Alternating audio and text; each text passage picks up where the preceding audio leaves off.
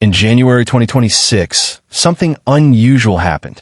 Not a press conference, not an arrest, not a dramatic announcement. Instead, several documents quietly changed status. Cruise ship access logs, crew transfer records, an internal maritime safety review never meant to be public. For nearly 3 decades, the world was told one explanation. Amy Lynn Bradley fell overboard. But in 2026, investigators reached a different conclusion. Not that Amy fell, but that she was moved. From the beginning, her disappearance violated every rule of an accident. She was barefoot. Her shoes were still in the cabin. Her cigarettes were untouched. Behavioral analysts asked one question. Would a healthy, alert 23-year-old voluntarily climb a cruise ship railing at dawn?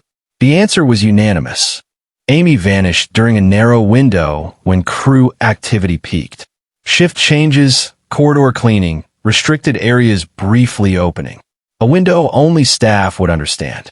In 2026, analysts identified what they now call the missing minute, a 1 to 2 minute gap between Amy being last seen and her absence being noticed on a ship filled with surveillance. That silence is not accidental. Investigators reviewed crew routes and service corridors.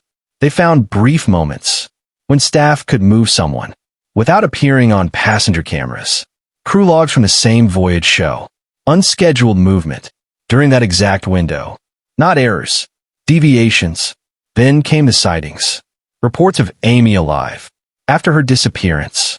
Different locations, different times, but the descriptions were consistent. Same build, same tattoos, same controlled expression. Not panicked, not injured, controlled. The final shift in 2026 wasn't evidence. It was intent. Analysts re-examined warnings sent to the Bradley family, telling them to stop searching.